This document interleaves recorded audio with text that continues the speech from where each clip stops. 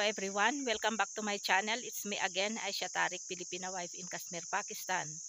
Today is September 11 and today is Monday, and the time now here in Pakistan is 3:30 p.m.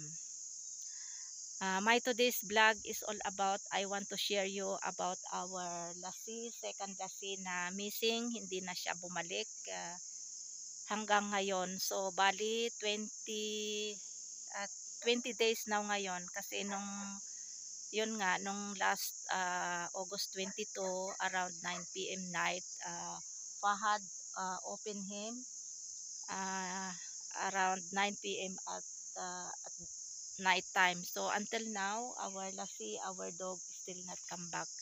It's so sad, very sad na hindi na bumalik. Kaya sabi ng asawa ko, forget it now, wala na tayong magawa. Umiyak man kami, si Fahad, si Fatma, kasi si Fatma ano din niya, gustong gusto niya din yung aso, si Fahad yun. Pero wala na kami talagang magawa, kahit aso lang siya, pero ano din siya parang human din siya, kaya nakakamiss din kasi matagal na din siya sa amin, almost 3 years and March, April, May, June, July, August. Kaya minsan pag naalala ko ay yung aking dibdib masakit. Minsan nga minsan sa umaga, kasi ay bibigyan ko pala sila ng pagkain. Yun, naalala ko na wala na pala sila, tapos sa tanghali, sa gabi, si Fahad. Yan, si Fahad sa gabi siya yung nagbibigay ng pagkain niya. And then siya din yung nag-open ng ng kailasi sa gabi. Kaya ewan ko kung ano talaga ang nangyari kay Lassie, but hoping na siguro may tinali lang siya, at sigurado, I'm sure na kung pakawalan siya ay babalik din siya dito, kasi yun ang sabi ng mga kapitbahay namin dito, inshallah. Yun din ang sabi na may nagtali lang daw sa kanya. Kaya sana nga inshallah may may nagtali lang sa kanya, and then pag pinakawalan ay babalik din siya dito. Ito pala yung bahay ni Lassie, yung aso namin. Hindi na talaga bumalik. Kasi last August 22 yung last na pinakawalan o kaya inopen ni Fahad around 9 p.m. Until now hindi na bumalik. Kaya hindi namin alam kung ano ang nangyari sa kanya, o may pumatay sa kanya, or maybe someone put him rope, and then or maybe they smell something medicine, then nakoma siya, and then sinako siya, nilagay siya sa sa sako, and then maybe they will bring somewhere far from our village, and then they sale. Aywan ko lang kung yun kasi lagi ang iniisip ko yun talaga, kasi kung papatayin naman nila, wala naman kasalanan yung aso.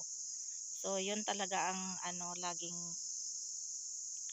laging nasa utak ko, na ganun talaga yung nangyari sa kanya, na siguro pinaamoy siya ng gamot tapos wala siyang malay, and then sinilid siya sa sako at dinala sa ibang lugar o kaya ibang village, far from our village, or far, para hindi na makabalik, or kung ibenta man doon ng malayo, so hindi na talaga makabalik. Pero kung maybe someone put him by rope, or baka tinali lang, o kung pakawalan si Lassie, I'm sure he will come back, kasi naman lagi namin siyang lagi namin din siyang ino-open pag sa gabi, maybe after 2 to 3 days ganyan, ino-open namin. Tapos sa umaga naman, around 5 p.m. Pakistan time or 6 a.m.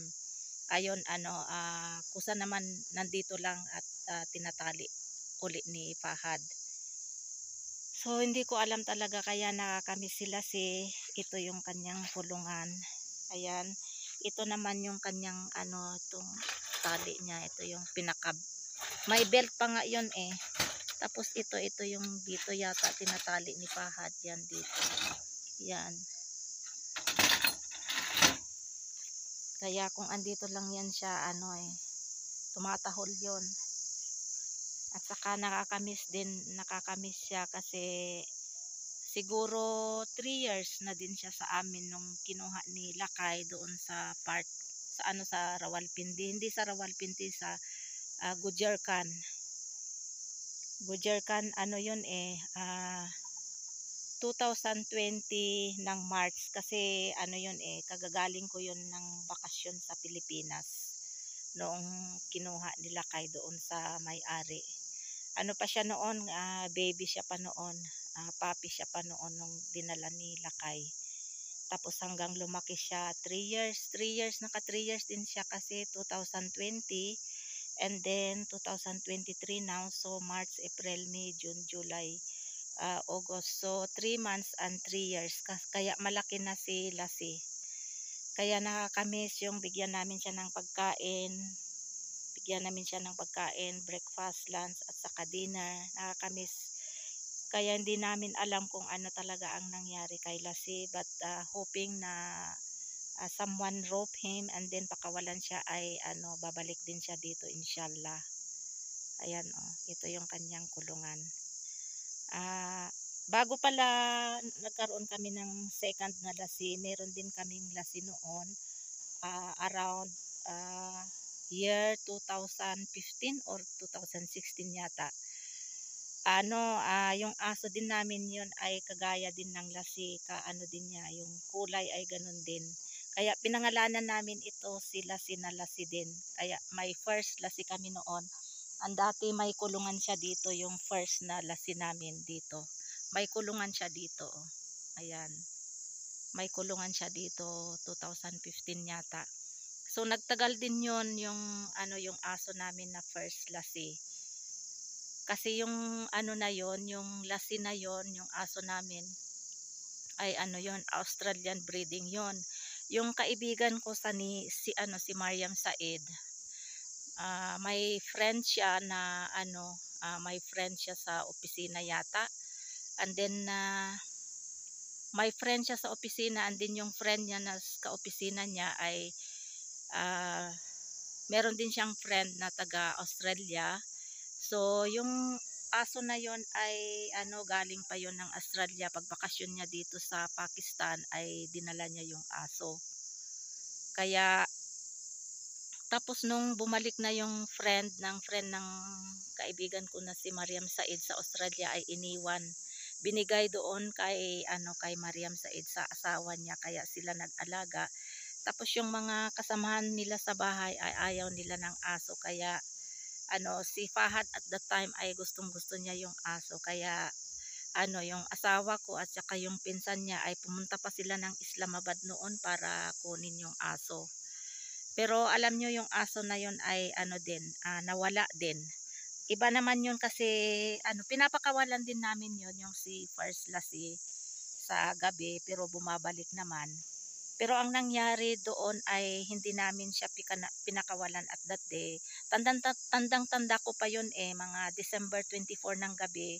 Binigyan ko pa siya ng pagkain niya na yung tuwalya ng kambing.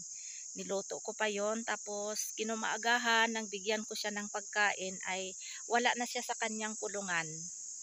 Bali hindi namin may may kandado, pero hindi namin kinandado. Bali nakatali lang siya sa parang ganito din, yung parang ganito din, tinali din namin siya pero nasa kulungan siya.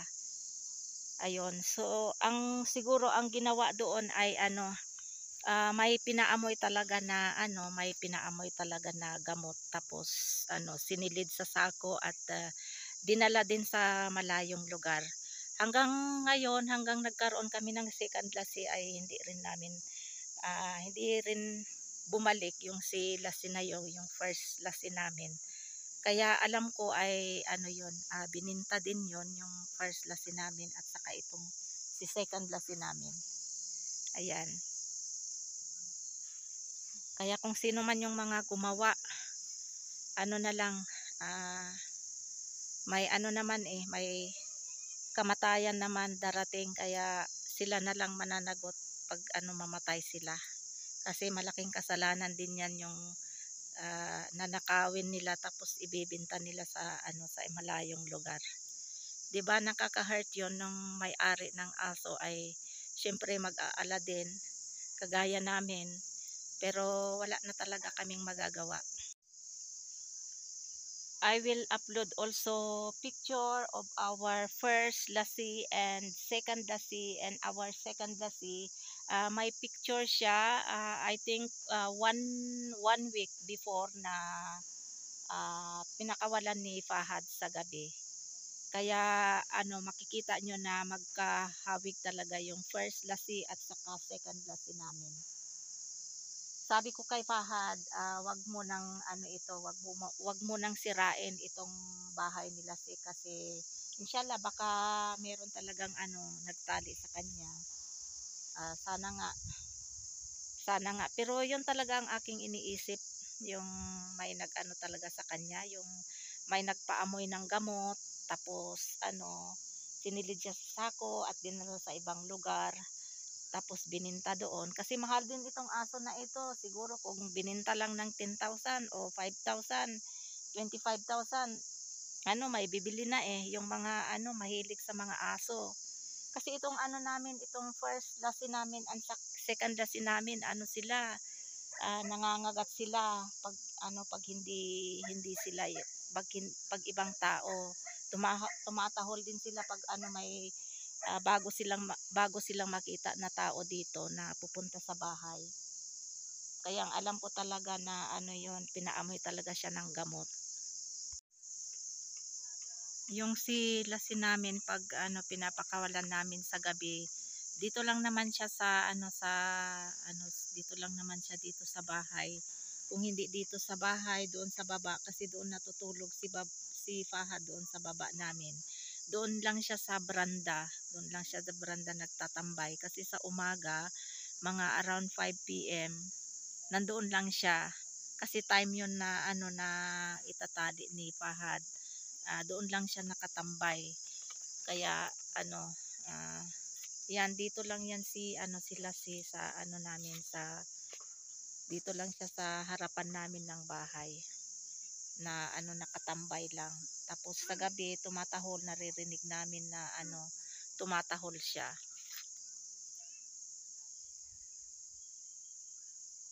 Pero wala nang tatahol, wala na kaming maririnig na tahol ni lassie, kundi yung mga na lang, alaala ni lassie.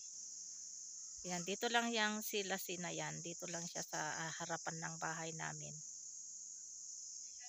Kasi kusa yun na sa umaga, siguro sa gabi naglilibot din siya kung saan saan. Kaya nung last talaga, yung last 22 talaga, meron na talagang nag-interest sa kanya talaga. Kasi alam na siguro nila na pinapakawalan namin. So lang siguro,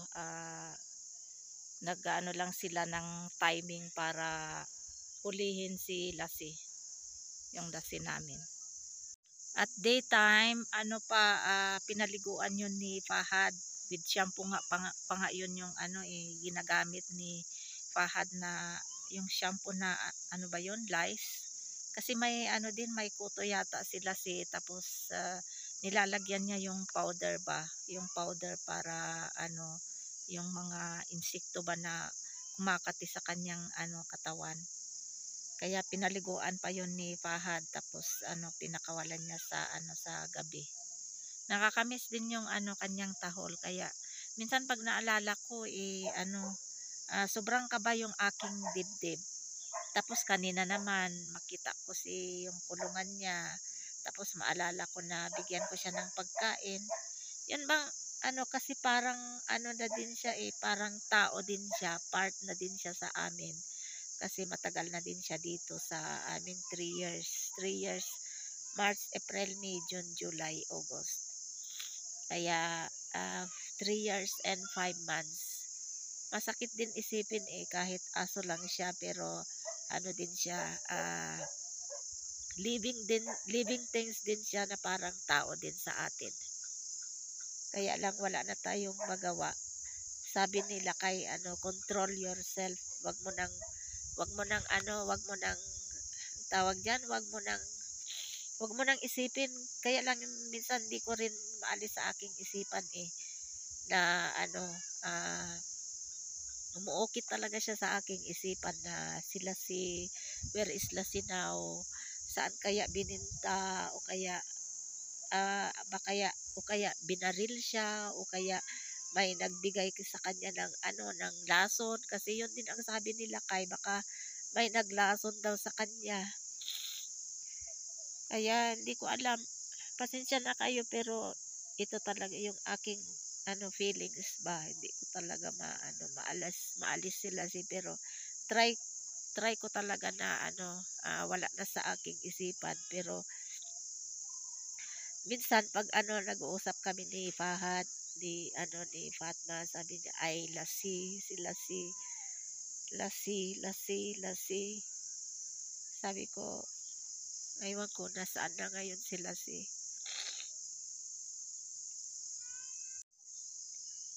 Na-miss namin si Lassie kasi 20 days na ngayon, last na inopen ni Fahad last August 22 night. So 20 days now, around 9 p.m. Pakistan time, Fahad opened him at night time, but until now our Lassie, he didn't come back. So we miss our Lassie, and we are very sad about our Lassie.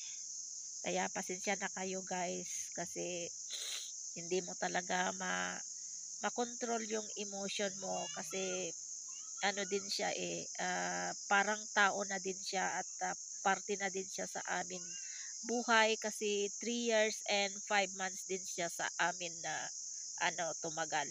Kaya nakakamiss talaga si Lassie.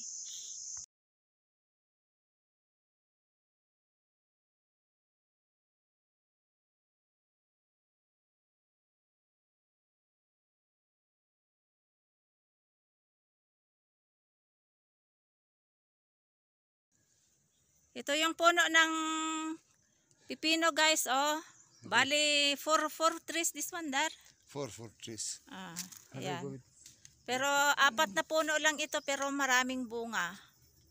Yan yung puno ng cashew. Ano ba yun? Walnuts o pili nuts? Ayan, yun.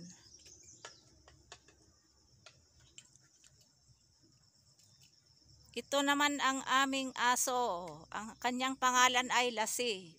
Australia, ito, galing Australia, Darna? No? No? Ah. Yan ang aming aso. Come here, no. Come here. Sit down. Stand up. Go back. Sit down. No. They come there already with you.